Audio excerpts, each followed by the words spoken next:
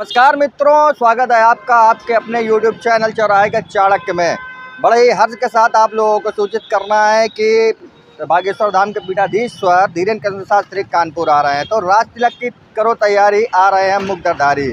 और इसके अलावा कानपुर में जो सनातन विरोधी हैं उनकी ठठरी मारने के लिए धीरेन्द्र शास्त्री का कानपुर आगमन हो रहा है। ऐसा हम नहीं कह रहे हैं, ऐसा धीरेन्द्र शास्त्री का कहना है। अगर आपको यकीन नहीं है तो आप खुद उनकी जुबानी सुन लीजिए। भगवान की जय, बागेश्वर बालाजी की जय, गौ माता की जय। आज जो है बागेश्वर बालाजी के चरणों में कानपुर के गोरक्षा वाहिनी गौ सेवा संघ संस्थापक श्री बालाजी सेवा समिति के राष्ट्रीय महामंत्री सुनील शुक्ला जी आप बागेश्वर बालाजी के चरणों में अनेक दिनों से आ रहे हैं और इनकी ऐसी इच्छा थी कि कानपुर वासियों को बागेश्वर बालाजी की कृपा का प्रसाद मिले, भगवान की कथा का रसपान भी मिले। उस भाव से आपने अनेक बार बालाजी के चरणों में अर्जी लगाई और आज स्वीकृत हो गई है। और 17 अप्रैल से 21 अप्रैल तक हनुमंत कथा का वाचन जो है कानपुर उत्तर प्रदेश में किया जाएगा।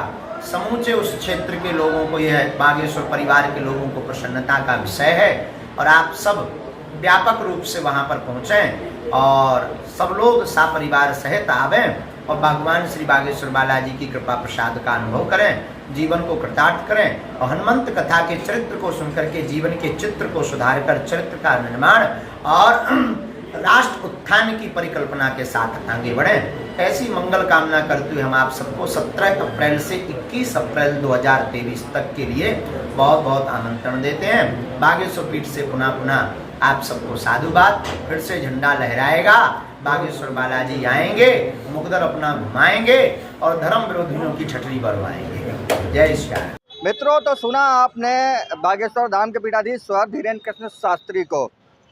उनके बयान आपने सुने होंगे। वो कानपुर आ रहे हैं 17 अप्रैल से लेकर के 21 अप्रैल तक उनकी कथा होनी है कानपुर के सचेंडी इलाके में, जहां पर उनका 5 दिन का ये हनुमंत कथा का जो आयोजन है वो किया जा रहा है। इस आयोजन के संबंध में आज कानपुर प्रेस क्लब में एक प्रेस कॉन्फ्रेंस का भी आयोजन किया गया था, तो आप सुन लीजिए उस प्रेस कॉन्फ्रेंस के आयोजन के संबंध में कि क्या जानकारियां उसमें आप लोगों के लिए उपलब्ध कराई गई हैं। और कार्यक्रम को सुचारू रूप से कराने के लिए उन्होंने महाराज जी को श्री संतोष दारी हनुमंत कथा का पास सचेंडी थाने के पास मैदान में किया जाएगा। 17 अप्रैल से 21 अप्रैल तक हनुमंत का कार्यक्रम श्री धीरेन्द्र शास्त्री जी द्वारा कानपुर वासियों को हनुमंत कथा का सौभाग्य प्राप्त है।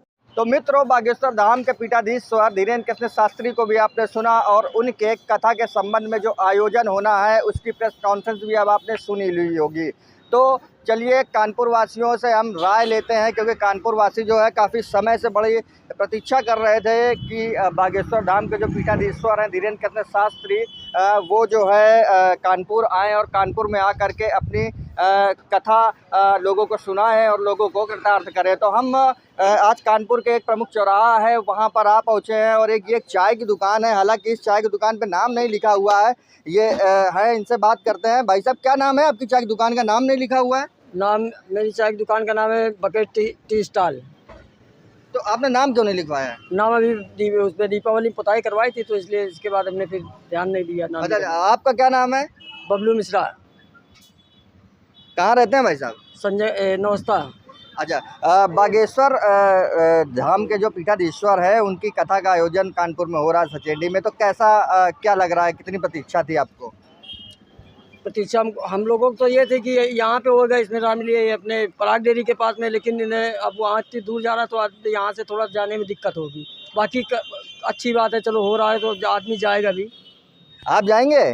कोशिश करेंगे जाने की।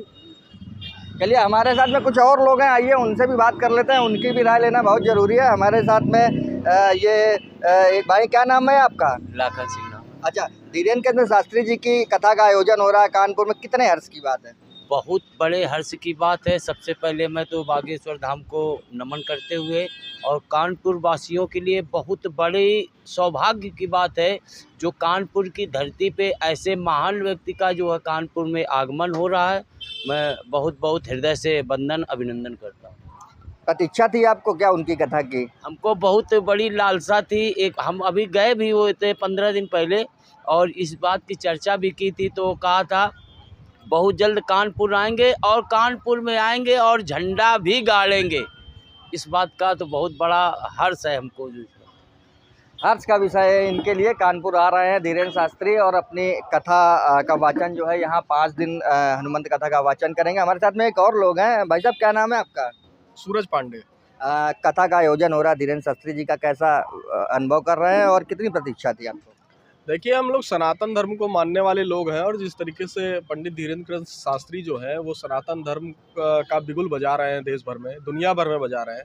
ऐसे में कानपुर में उनका आगमन जो है वो सभी कानपुर वासियों के लिए काफ़ी उत्साहवर्धक चीज़ है, एक तरीके से दवा का काम कर रहा है। और ऐसे में 5 दिन की जो हनुमान कथा कानपुर में होनी है, ये अपने आप में मंत्र मुग्ध कर देने वाली है। अब देखने वाली बात है, क्योंकि अभी कार्यक्रम जो है वो स्थान सुनिश्चित पूरी तरीके से नहीं हो सका है, अभी बातचीत चल रही है। अब देखने वाली बात ये होगी कि जिस जगह पर भी कथा का आयोजन होगा वहाँ तक लोग कैसे पहुँचेंगे। सबसे बड़ी चीज़ है कि प्रशासन, क्योंकि एक मेले के तौर पर होगा, धार्मिक आयोजन है, इसमें प्रशासन को भी पूरी मदद कर रही हूँ, क्योंकि बागेश्वर धाम के जो पीठाधीश्वर हैं उनकी कथा को सुनने के लिए लाखों की संख्या में लोग आते हैं। और ऐसे में उत्तर प्रदेश में पहली बार उनका आगमन हो रहा है। हम लोग काफ़ी उत्साहित हैं, और बाबा जी क्योंकि सनातन धर्म का प्रचार प्रसार कर रहे हैं और भारत को हिंदू राष्ट्र बनाना चाहते हैं, तो हम लोग की भी एक ख्वाहिश है कि उनको एक बार सामने से सुने और उनके विचारों को अपने जीवन में लागू करें। बाबा का तो कहना है कि हिंदू राष्ट्र तो भारत पहले से ही है, हिंदुस्तान पहले से ही है, बस केवल घोषणा होनी बाकी है। तो क्या देखिए, भारत जो है वो हिंदू राष्ट्र तो है ही है, क्योंकि देखिए हम लोग को कहा जाता है हिंदू हैं हम। हिंदू की पहचान ही भारत से है। जब हिंदुत्व है, हिंदू है, क्योंकि हमारा जो भारत है उसमें सबसे बड़ी आबादी हिंदुओं की है, और हमारे देश का जो बंटवारा भी हुआ वो भी धर्म के आधार पर हुआ।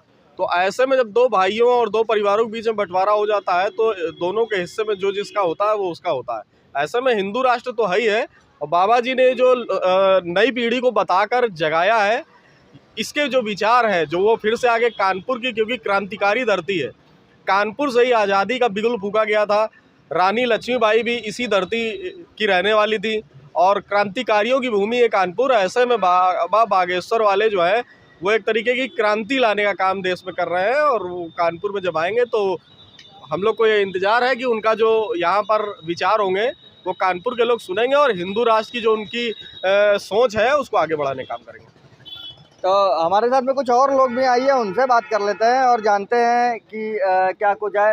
ये बागेश्वर धाम के जो पीठाधीश्वर है, बता देंगे। बताइए क्या कहना चाहेंगे, बताइए।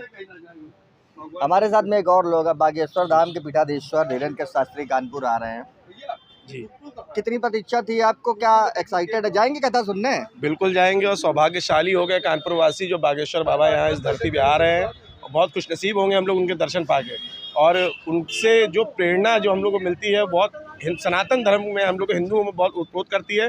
हम लोग बहुत हर्षोत्साहित होकर वहाँ जाएंगे, हर्षोल्लास के साथ, जश्न के साथ झूम के उनकी कथा सुन के उनके आशीर्वाद लेके आएंगे। तो ये कानपुर की जनता थी जिनका कहना है कि वो काफ़ी दिनों से प्रतीक्षित थे कि कब जो है धीरेन्द्र शास्त्री कानपुर आएंगे और कानपुर आकर के अपनी कथा का वाचन करेंगे। हालांकि कुछ लोगों से बातचीत हुई, मैं भी गया था बागेश्वर धाम दर्शन करने, धीरेन्द्र शास्त्री जी से मुलाकात भी हुई थी, तो अब उनका साफ तौर पर कहना था कि वो भी कानपुर आना चाहते हैं और जल्द ही कानपुर आएंगे और यहाँ पर सनातन का झंडा भी गाड़ेंगे। मित्रों, आशा करता हूँ कि आपको वीडियो में उपलब्ध कराई गई हमारे द्वारा जानकारी पसंद आई होगी। अगर आपको भी वीडियो अच्छा लगा है तो लाइक कर दीजिए, कमेंट कर दीजिए और वीडियो को दबाकर शेयर करिए। धन्यवाद।